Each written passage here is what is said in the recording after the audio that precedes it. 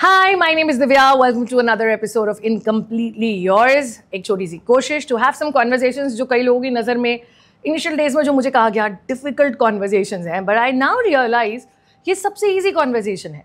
Reason being, इसमें इंसान सिर्फ अपना दिल आपके सामने रखता है. And can I tell you something? वो actually सबसे difficult है.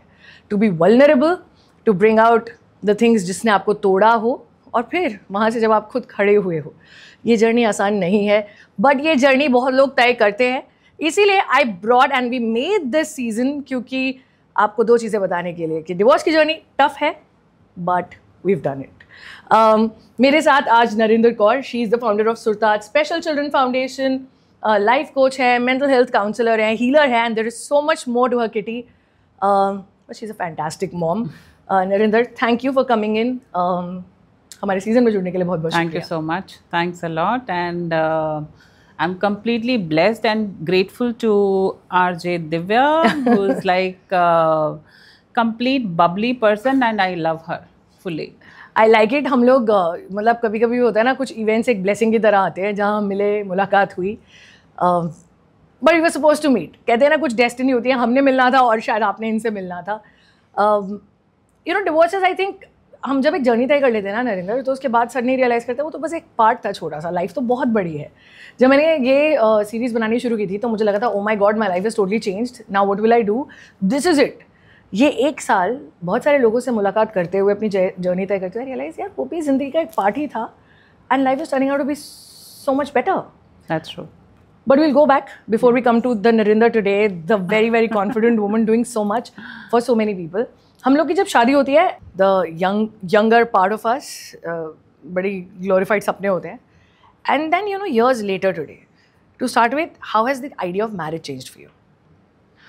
See, for me, it was completely a normal, जैसे एक normal human being की life होती है, जहाँ पर शादी एक मैंडेटरी सब्सटेंस मान लिया जाता है कि ज़िंदगी में लड़की को शादी करनी ही है 24-25 साल की एज में.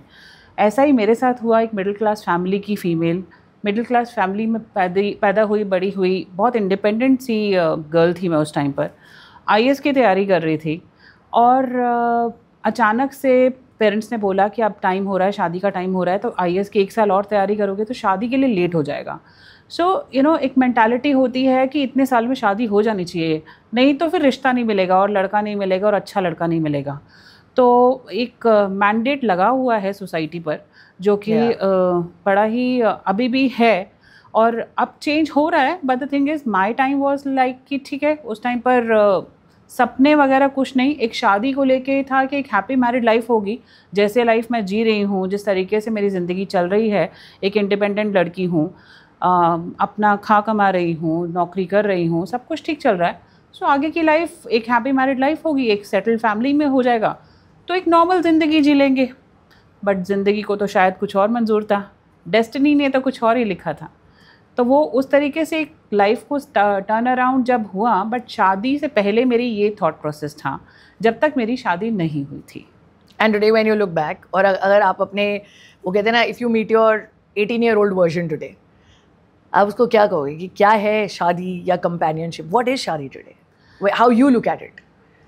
माई life has been completely changed. It's been transformed.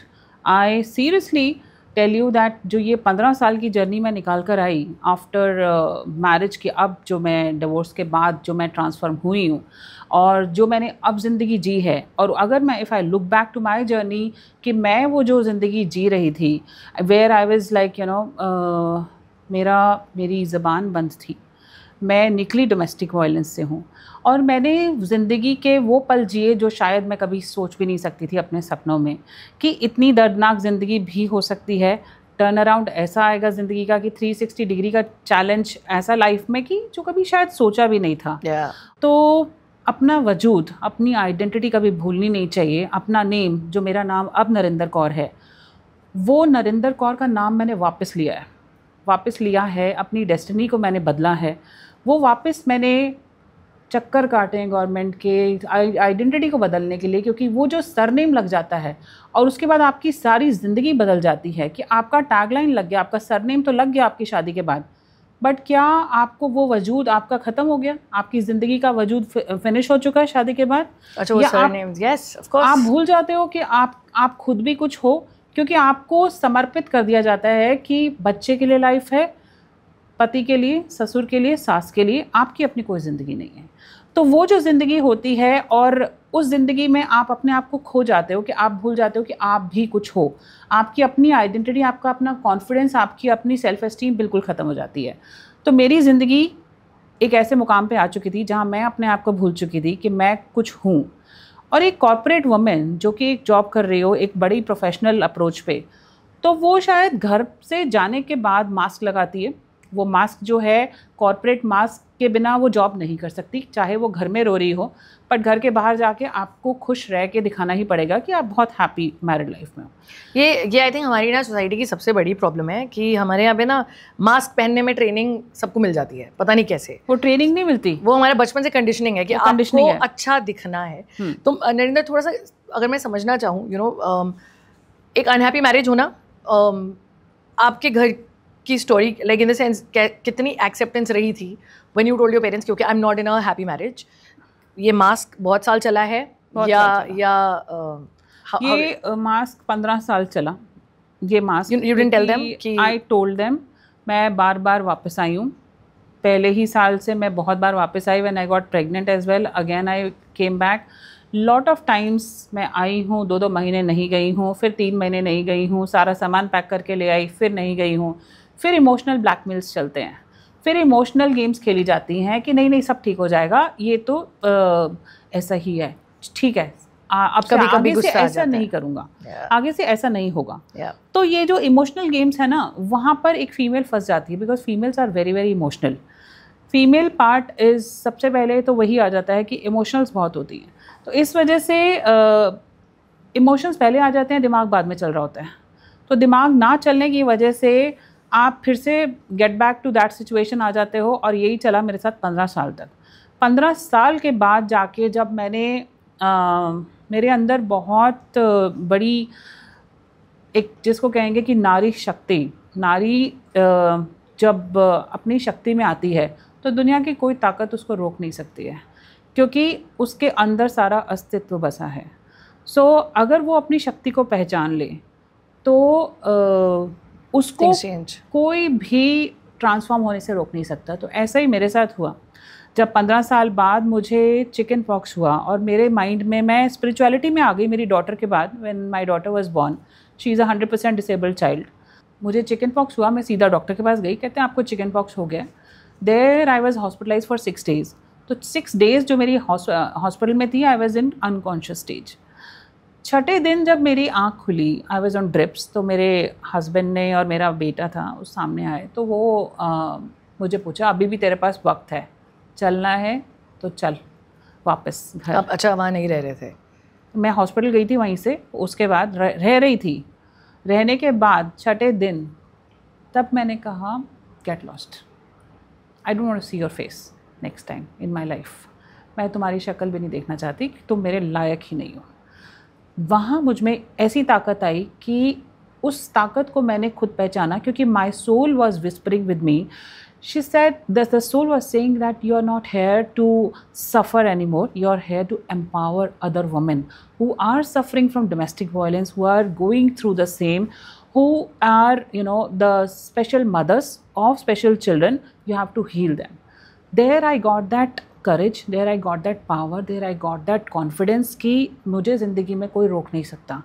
क्योंकि इस ताकत को तब मैंने पहचाना है जब मैं हॉस्पिटल में थी, जब मेरी पूरी बॉडी पे ब्रूजेस हो गए थे, मेरी शक्ल देखने वाली नहीं थी, बहुत भयानक हो चुकी थी। मेरा इंटरनल ट्रांसफॉर्मेशन अंदर लंग्स तक मेरा चिकन पॉक्स हो चुका था, तो बहुत बुरी हालत में थी। 6 महीने तक मैंने हील किया है, 6 महीने हीलिंग चली है 2019 में। There I got that transformation, inner shakti got awakened. पता है, बहुत सारे लोग, नरेंद्र, मैं ऑनेस्टली बोलूँगी, वो ना इन चीज़ों से रिलेट तब तक नहीं करते हैं जब तक उस जर्नी को कहीं ना कहीं टच ना किया हो या किसी को चलते हुए नहीं देखा हो। शायद किसी के लिए समझना बहुत डिफिकल्ट होगा, and I do not want anybody to go through that, कि डोमेस्टिक वायलेंस अगर कोई इंसान 15 साल झेले तो वो कहाँ तक अंदर तक बदल गया होता है, और फिर वहाँ से खुद को लाना ऑफ कोर्स करेज है, वो हर किसी के बस की बात नहीं है. Before we come to your healing, बेटी का होना, और because we've spoken earlier, I know 100% disability के साथ, वो कैसे एक्सेप्ट किया आपके? Did your in-laws accept it? And the son is older to your daughter? मेरे बेटा बड़ा है? बेटा बड़ा है, बेटा 20 साल का हो गया. He is with his father. And the daughter is with you? Yes, the daughter is with me. I have shifted to a rented house. I have left everything, my house, my everything, and then I shifted to a rented house on my own. I didn't take anything, and then फिर journey शुरू हुई एक completely from scratch, zero से, कि अब क्या journey है, मैं कौन हूँ, मेरी खुद की आइडेंटिटी क्या है. 40 साल बाद अगर मैं ये सवाल अपने आप से पूछती हूँ कि मेरा वजूद क्या है, मैं अगर मेरे पेरेंट्स ना हो, अगर मेरा बेटा ना हो, मेरा ससुराल ना हो, तब मैं एज इनके हूँ क्या? तब मैंने वो जर्नी शुरू करी 2019 में, जब मैं चिकन पॉक्स में थी. It's not easy. मैं बताना चाहूँगी, I mean there is, I wish I can show it to you, but you know there are these things. Surtaj इन्होंने launch किया, and I'm sure your daughter is the reason behind Surtaj. 100% disability, cerebral palsy है? Cerebral palsy है, multiple disability है, and then she has brain hemorrhage. She got brain hemorrhage at the time of birth. जैसे ही उसको brain haemorrhage हुआ, उसको गंगाराम में ventilator पे shift कर दिया गया. पैदा होते ही 21 दिन वो वेंटिलेटर पे रही, और मैं 21 दिन गंगाराम में थी. She was born with brain haemorrhage. Doctor ने कहा ऑक्सीजन नहीं मिल रही है इसको, और मुझे बताया नहीं गया कि इसको कोई प्रॉब्लम हुई है. 3 दिन बाद मुझे मेरा हस्बैंड जो है मुँह लटकाए हुए, कि मुझे लगा कि शायद वो है ही नहीं. जिस तरीके से उसने बिहेव किया, जिस तरीके, मैंने कहा क्या हुआ है, रीज़न पूछा, देन कुछ नहीं, अब कुछ सब कुछ ख़त्म हो गया, ये जवाब मुझे मिला. देन उसके बाद फिर हॉस्पिटल में जब गंगाराम शिफ्ट कर दिया, she was alive. Brain haemorrhage था. She is a warrior child, I must say that, because बाकी बच्चे मैंने देखा कि वो कैसे चले गए. बट जिस बच्ची ने 21 दिन तक वेंटिलेटर पर, वो भी ब्रेन हैमरेज के साथ सर्वाइव कर लिया, प्लस सेरेब्रल पैलेसी, जो भी मल्टीपल, डॉक्टर्स ने तो मुझे ये भी नहीं बताया कि क्या क्या और मल्टीपल डिसेबिलिटीज़ हैं, because I don't want to undergo into this, क्योंकि वो तो कोई कहानी उसका एंड ही नहीं है, क्योंकि डिसेबिलिटीज़ की तो कोई गिनती नहीं रह गई. तो वहाँ मैंने ये देखा कि इस बच्ची ने जब आँख खोल के 21 दिन बाद मुझे देखा है, तो वो मेरे पास वापस कम बैक आई है, तो बहुत बड़ा रीज़न लेकर आई है मेरी ज़िंदगी में. और ये बहुत कुछ कराने आई है मुझसे, ये ऐसे ही नहीं आई है मेरे पास. तो शी इज 14 years today. और कहीं ना कहीं आपकी डॉटर का नाम क्या है? प्रभजोत. प्रभजोत ने नरेंद्र को एक रीज़न दिया है, सुरताज जो इन्होंने फाउंड किया है. सुरताज स्पेशल चिल्ड्रन के साथ बहुत सारा काम करता है. इनफैक्ट ये जिस तरह का पॉडकास्ट मैं कर रही हूँ, she run so many podcast with parents जिनके स्पेशल बच्चे हैं, क्योंकि शायद जब आप एक जर्नी खुद देख चुके हो, आप ये जानते हो कि उस जर्नी पर चलने वाले बाकी लोग क्या फील कर सकते हैं. Maybe she is trying to help her way. ये आसान नहीं होता है. Can I ask you something? जब आप अलग हुए हो दोनों, यूजुअली कस्टडी बैटल्स होती हैं बच्चों को लेकर. डॉटर को लेके बैटल हुई थी? बिल्कुल नहीं. डॉटर को लेके बिल्कुल बैटल नहीं हुई, क्योंकि डॉटर को उन्होंने एक्सेप्ट ही नहीं किया कभी, फर्स्ट थिंग. क्योंकि डॉटर का जो माइंड में, इनके माइंड में था कि ये तो लायबिलिटी है. वो रोज़ मुझे मेरे कानों में सुनाया जाता था कि इसका तो कुछ नहीं हो सकता, ये तो लायबिलिटी है, अब हमारे सर मुसीबत आ गई है, you know. And that word, one word, if I say that, it's a which they have said that mercy killing. Mercy killing क्या होता है कि इंजेक्शन के थ्रू मर्सी किलिंग हो जाती है, कि पता भी नहीं चलेगा कि क्या हुआ. जब ये मैंने सुना तो मेरे पैरों तले ज़मीन फट गई कि ये इंसान अगर ये बोल सकता है, तो इंसानियत ख़त्म हो चुकी है धरती पर, तब ये कुछ भी कर सकता है. तो वहाँ मुझे लगा कि ये सेफ़र साइड तो यहाँ पर सेफ़ है ही नहीं. जब मेरी ज़िंदगी सेफ़ नहीं है, तो इसकी ज़िंदगी कैसे सेफ़ हो सकती है?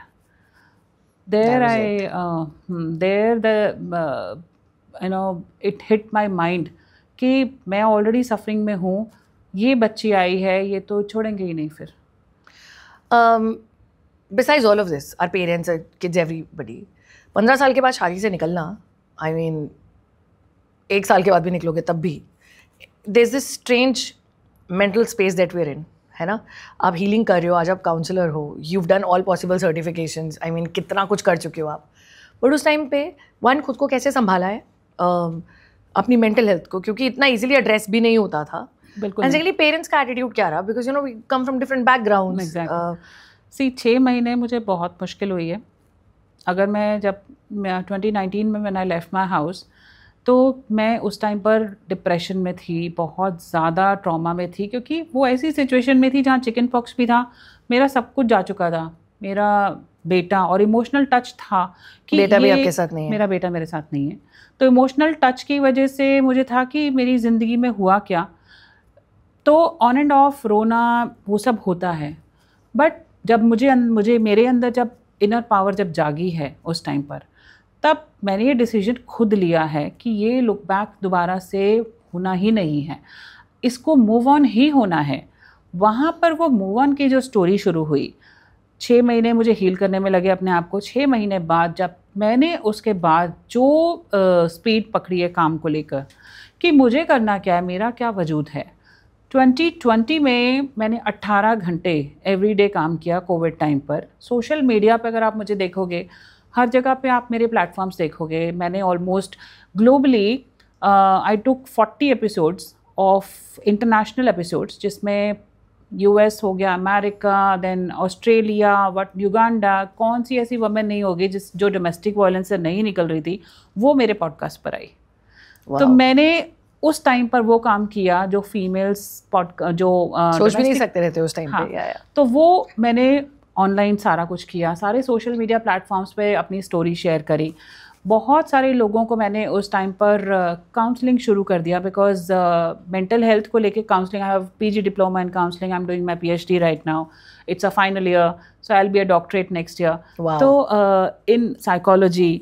सो वो एक मेरा ज़िंदगी का पार्ट बना कि मुझे करना क्या है।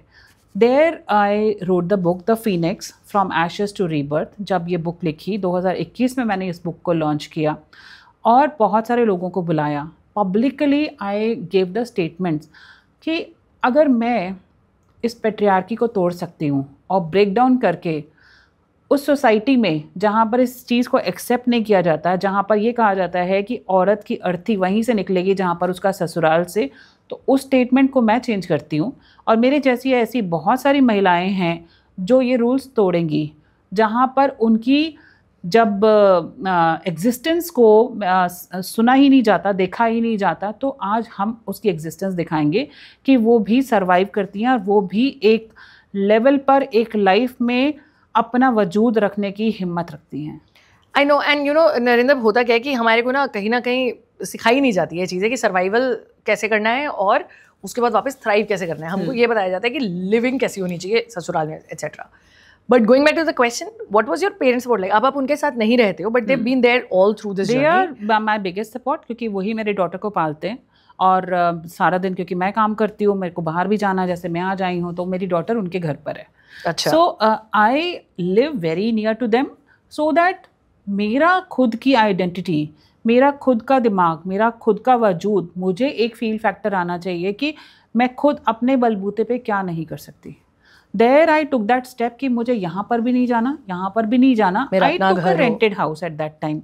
Now I have taken my own house, I am living in my own house, and it is a journey of lot of you know I mean like self-dedication plus self-love plus self-confidence and a lot of efforts. And you cannot think about कि पीछे मुड़ के नहीं देखना है। पीछे मुड़ के देखा तो गिरोगे, पास्ट तो निकल गया है, अब मूव ऑन, आगे जर्नी जानी है। और आगे जर्नी को आपने सोच के, समझ के, सेल्फ एनालाइज करके, सेल्फ अवेयरनेस के साथ स्टेप को उठाना है। क्या ये सही है या गलत है, दिमाग और दिल दोनों का यूज़ करना है। खैर उस टाइम पे तो नहीं चलता दोनों, ये उस टाइम पर नहीं चलता। उस टाइम पे बिल्कुल समझ नहीं आ रहा था कि जो हो रहा है वो सही हो रहा है कि नहीं। अब उन लोगों को क्या बोलोगे? And since you are talking about women so much, because I think there is a reason, जो फंसे होते हैं और वो ये नहीं समझ पा रहे, अनहैप्पी मैरिजेस में है, sometimes you can not leave. Exactly. आप नहीं निकल पा रहे, सपोर्ट नहीं है, फाइनेंशियल सपोर्ट नहीं है। 88 to 89% women can not leave, मैं आपको बता देती हूँ। Yeah. और वो पॉसिबिलिटी होती ही नहीं है कि वो निकल पाएँ उस वर्लपुल से, उस नार्सिसिज्म से। मेरे पास ऐसे बहुत सारे केसेस हैं जो नहीं निकल पाती हैं, क्योंकि या तो पेरेंट्स रोकेंगे, या फिर वो बच्चे के चक्कर में रुकेंगी, या फिर उनमें कॉन्फिडेंस नहीं होगा, या फाइनेंशियली वो इंडिपेंडेंट नहीं होंगी। Yeah. These are the reasons. How do they live? Very difficult life, very difficult. क्योंकि उस टाइम पर आपकी एग्जिस्टेंस हो ही नहीं रही होती. आप जी तो रहे हो बट बिना दिल के. आप सांस तो ले रहे हो बट आपके सीने में, आपके दिमाग में वो आपका वजूद ख़त्म हो चुका है. आई थिंक सारी चीज़ें वही आइडेंटिटी क्या. How important is financial independence? अगर मैं आपसे पूछूँ, एक लड़की का खुद का कमाना कितना ज़रूरी है, अपने पैर पे खड़े होना? बहुत ज़्यादा. उसके बिना वो कुछ नहीं कर सकती. अगर वो फाइनेंशियली इंडिपेंडेंट नहीं है, पेरेंट्स के घर चली गई, 4 दिन बाद ताने मिलेंगे. चाहे उनसे ना मिलें तो रिश्तेदारों से मिलेंगे. सोसाइटी हेल्प नहीं करती है, आई मस्ट टेल यू, क्योंकि सोसाइटी जो है वो सिर्फ जजमेंटल होती है. वो आएगी नहीं आपकी मदद करने. करना तो आपको खुद ही पड़ेगा. अगर किसी ने ये डिसीजन लेना है या सोच रही है कि वो लाइफ में सुसाइडल तक पहुंच गई है और उसको लग रहा है कि इसकी ज़िंदगी अब चल नहीं सकती, first she has to make a plan to be a self independent female. Otherwise stepping out is very risky and very very dangerous thing, because बाहर की दुनिया और ख़तरनाक है. उस खतरनाक दुनिया को संभालने के लिए आपके अंदर इतनी ताकत, इतना कैलिबर और इतना दिमाग होना चाहिए कि बाहर बहुत ऐसे लोग बैठे हैं जो आपको डिस्ट्रैक्ट भी करेंगे. तो इसलिए आपको बहुत ही मैच्योर्ड वे में लाइफ को जीना है, तो पहले फाइनेंशियली इंडिपेंडेंट बनना पड़ेगा. Do you think sometimes as a single woman, and I am not a single parent, अपने दोस्त या men have approached you the wrong way? बड़ा इजी है उनके लिए, क्योंकि अब बड़े विक्टिमाइज लगते हैं कि बेचारी है. यही तो सबसे बड़ा क्वेश्चन मार्क है. When they knock the door कि सिंपैथी दिखाते हैं, एंड मेन की टेंडेंसी है कंधा देते हैं रोने के लिए. और कंधा देने के लिए तो बड़े सारे लोग आ जाते हैं कि उनको ये नहीं पता होता कि इसको कंधे की ज़रूरत ही नहीं है. इसको कंधा किस लिए चाहिए? रोने के लिए. मुझे तो रोना ही नहीं है, मुझे तो रोना आता ही नहीं है. मैं इमोशंस को क्यों दिखाऊं? अगर मुझे इमोशंस दिखा के वो सोचेगा कि दैट पर्सन, हाँ कि ठीक है वीक पर्सनालिटी है, इसको यूज़ किया जाए और उसके बाद ठीक है time pass, right. 15 years of domestic violence being really low, उस टाइम पे खुद को कैसे ओके रखा है? It was a great thing कि I was working. Work saves you, yes. Work saves you. Yeah. See, I was financially independent, at least, क्योंकि मैं कमा रही थी.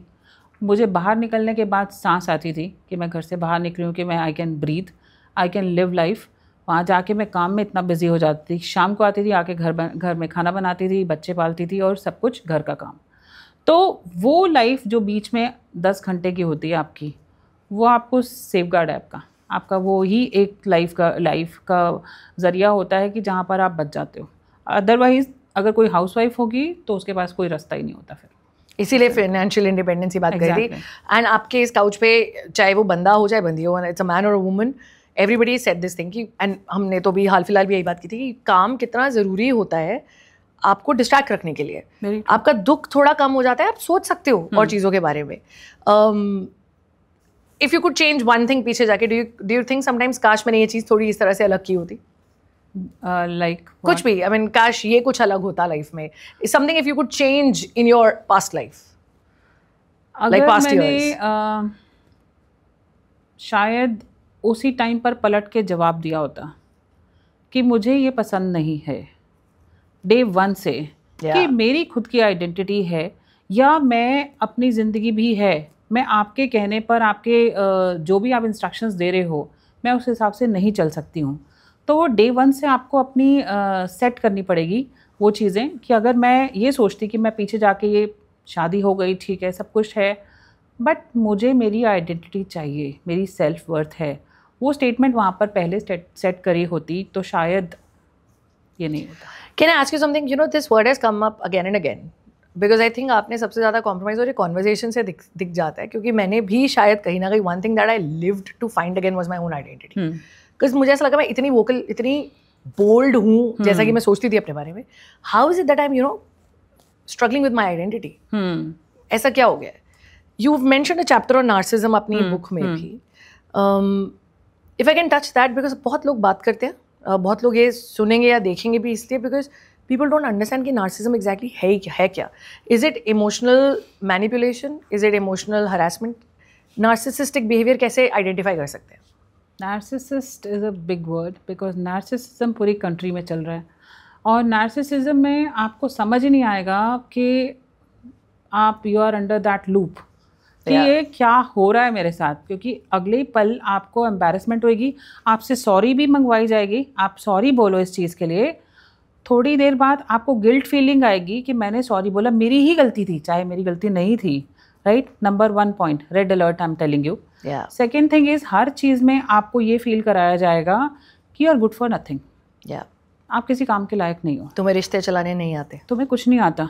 मेरे साथ रोज़ ये होता था that I am good for nothing. मेरे बेटे के सामने ये बोला जाता था कि इसके अंदर तो अकल ही नहीं है, तो इसके अंदर अकल का घाटा है। तो पीटीएम में भी, बच्चे की पीटीएम में भी मुझे बोलने नहीं दिया जाता था, बिकॉज चुप रहे, तू चुप रहे, तुझे नहीं पता, तुझे नहीं पता, मुँह खोलेगी तो कहीं उसकी बेइज्जती ना हो जाए, you know that ways. That is one of the major factor of narcissism कि आप जब वैल्यू ही नहीं करोगे दूसरे इंसान की, आप रिस्पेक्ट ही नहीं करोगे, तो वो एक बहुत बड़ा नार्सिसिस्ट का एक अलर्ट होता है कि जहाँ पर आपको रेड दिख जाता है कि यू नो कि this is not going right. फिर इमोशनल टच, अगर आप इफ़ यू आर नो आप इंटीमेसी पे भी अगर मैं बात करूँ, there you will also find the gap कि नार्सिसिस्ट का टच आपको बहुत ही डिफरेंट फील देगा, क्योंकि वो आपको उस टाइम पर फील फैक्टर आएगा ही नहीं, you will not get into that feeling. तो वो नार्सिसिज्म की एक बहुत बड़ी it's a process, it's done and you are done, there is no emotion attached. Exactly, there is no emotions attached. Then हर टाइम गुस्सा, थोड़ी देर बाद मना लेना, बट अगले दिन फिर से वही सेम बिहेवियर करना। यू विल बी उस टाइम पे इतनी कन्फ्यूज हो जाओगे आप, इतने कन्फ्यूज कि अच्छा आज ठीक है, कल तो ठीक था ना, 4 दिन बाद फिर ठीक हो जाएगा, 5वें दिन फिर वही कहानी होगी। तो ये प्रोसेस तो चलता है। Man, I get goosebumps simply because it's a repeat with everybody. Narcissism is more to do with emotional manipulation. आपको ये पता ही नहीं चलेगा कि आप कैसे बदल रहे हो। आपको लगता है कि आज मुझे गुस्सा आ रहा है, but suddenly you think that अच्छा but कल तो behavior ठीक था, maybe I'm overthinking. चीज़ आएगी शक, trust. I think you start having शक on your own self all the time. हाँ, अगर मैं कहीं मार्केट में भी हूँ, मैं अगर 10 मिनट लेट हो गई, सबसे बड़ा चीज़ आएगी शक कि अभी तक घर क्यों नहीं पहुँची। मैं बच्चों को लेके घर वापस जाती थी पेरेंट्स से, ट्रैफिक में अगर फंस गई हूँ तो यूँ घूर के देखा जाता था कि 10 मिनट लेट कैसे हो गई है। So that ways you know you are under surveillance हर टाइम पर। और आपको लगेगा कि आपके फिट हैं कैमरास, गाड़ी में भी फिट हैं, घर में भी फिट हैं, आपके ऊपर सिर्फ एक सर्विलेंस रखी जा रही है। You know, there is a reason why she's written this book, The Phoenix from Ashes to Rebirth, because honestly Narendra शायद 30 मिनट 35 मिनट में कोई समझ ही नहीं पाएगा कि you know the journey you've taken, the pain that you're coming out from, but being a fantastic mother. चलिए अब ये बताइए, more important question, as a single parent, because आप बहुत सारे single parents से मिलते हो, मैंने आपके podcast देखे हैं जिनके बच्चे हैं, and I'll talk about the disability more, you know special needs के जो बच्चे हैं, आपके challenges क्या हैं सबसे बड़े? For single parent, yes, and especially working, yes, तो सिंगल पेरेंट को लेके सबसे बड़ी चीज़ आती है कि आप बच्चे को छोड़ोगे कहाँ पे।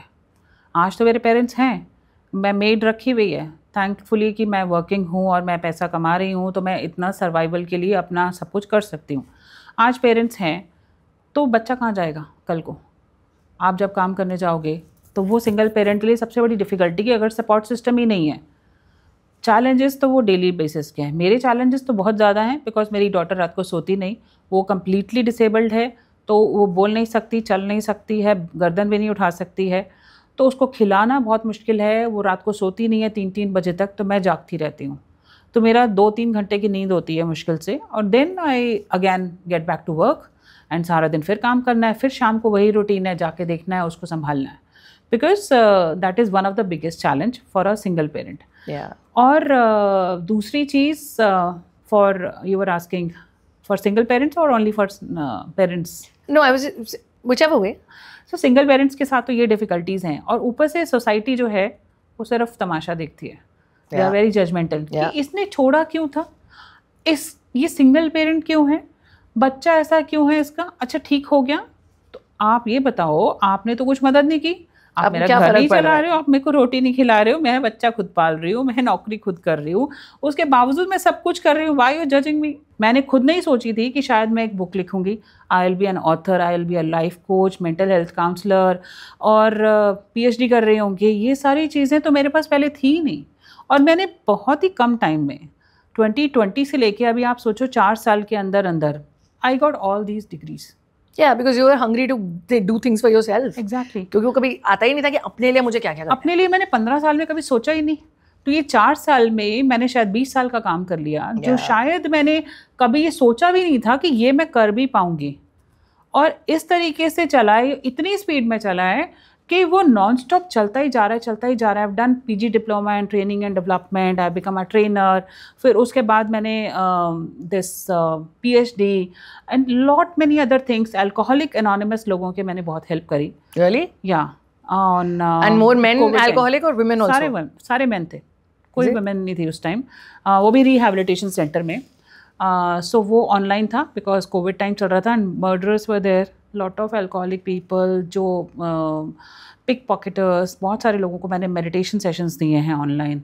देन उनकी थेरेपीज़, उनकी काउंसलिंग डेली करती थी, इंडिविजुअल काउंसलिंग भी डेली करती थी। सो ये मेरा कुछ महीने तक वो चलता रहा कि एक प्रोजेक्ट। आई थिंक आपकी मेरी जर्नी में ना बहुत सारी चीज़ें सिमिलर हैं। I work with a lot of people in the jail during my journey. तो मैं प्रिजन्स में काम करती थी, और मैंने यही चीज़ रियलाइज़ की आपके साथ भी कि जिस वो giving back to the society जब आप शुरू कर देते हो, वो ऐसा क्वाइटली अंदर से कुछ हील करता है ना कि उसके बाद आप अपनी तो भूल ही जाते हो कि यार, बिकॉज अपना पेन इतना छोटा हो जाता है। One final question that ask मेरे दिमाग में भी आया, because you meet so many people, I am sure lot of women as well. Abuse की जब बात होती है हमारे घरों में कई बार कहा जाता है, और मैं अभी हाल फिलहाल क्योंकि इंस्टा पे एक वीडियो देखी हूँ, वो लॉट ऑफ मेन सेड अरे एक थप्पड़ मार देते हैं तभी उसको समझ आती है। What is this whole theory of कि घर पे कभी कभी गुस्सा आ जाता है, आदमी का हाथ उठ जाता है? I mean, is there a full stop to abuse? I am a POS trainer.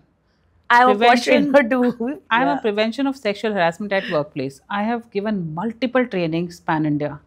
और सबसे पहला सवाल मेरा यही होता है कि तुमने मौका क्यों दिया? अगर उसने तुम्हें थप्पड़ मारा है तो पलट के तुमने उसको जवाब क्यों नहीं दिया? एक थप्पड़ की जगह 2 थप्पड़ क्यों नहीं लगाए? क्योंकि उस टाइम पर एक थप्पड़ तुमने खाया तो अगले दिन 2 थप्पड़ के लिए तैयार रहना, क्योंकि वो होगा ही होगा। Men have been born and brought up like that कि ये सोसाइटी में औरतों को शुरू से दबाया गया है। जेंडर इक्वालिटी की अगर हम बात कर रहे हैं तो वो है नहीं है। India has been very backward in that कि अभी इक्वालिटी आई ही नहीं। तो जब मेन की आइडेंटिटी को ये बहुत एग्रेसिव दिखाया गया है कि men has to be aggressive, they are the bread earners. अभी सोसाइटी, अभी टाइम चेंज हो चुका है। अभी दोनों की इक्वालिटी, दोनों काम कर रहे हैं, दोनों जॉब कर रहे हैं, अगर दोनों पैसा कमा रहे हैं, then how can you show your masculine power कि आप थप्पड़ लगा दोगे फीमेल को कि वो मंजूर कर जाएगी?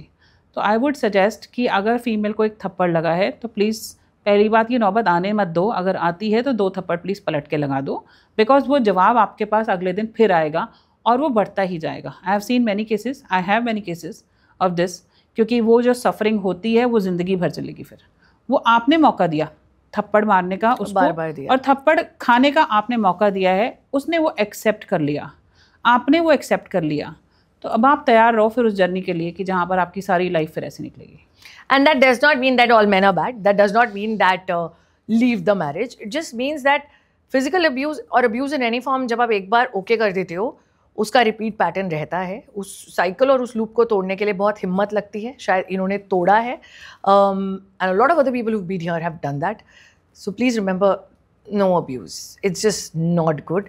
And secondly, marriages are supposed to be beautiful. There has to be love. By the way, can love get another chance in your life? Do you trust love again ever? Do you think you will? Yes, I completely, surrender to God in this case, because my life has been full of struggles and lot of challenges, and I have become that iron lady in myself, that I'm handling everything on my own with the 100% disabled child, where only God can answer this. So प्यार is भगवान right now. Spirituality बहुत दूर चलेगा। Spirituality तो बहुत ज़्यादा divinity में आ जाती है of course.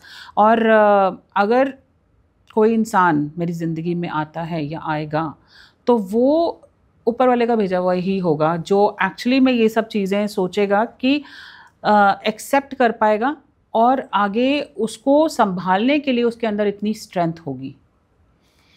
Love is not easy. I have now realized that of all the things in the world, easiest and the most difficult thing to do in life is love. Narendra ji, thank you for joining in.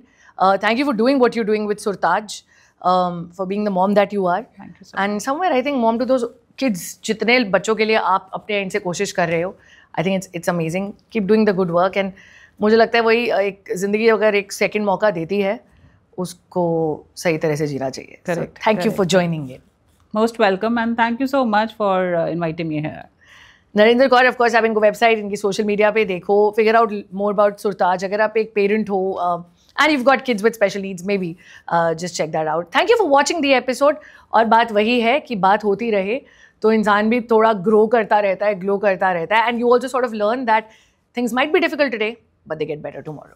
Thank you for watching this. I'll say in the end, last में, खुद ही को कर बुलंद इतना कि हर तकदीर से पूछे, हर तकदीर से पहले खुदा भी तुझसे पूछे, बता तेरी रज़ा क्या है. बस उसी मोमेंट का इंतज़ार करना है. Thank you. Thank you so much.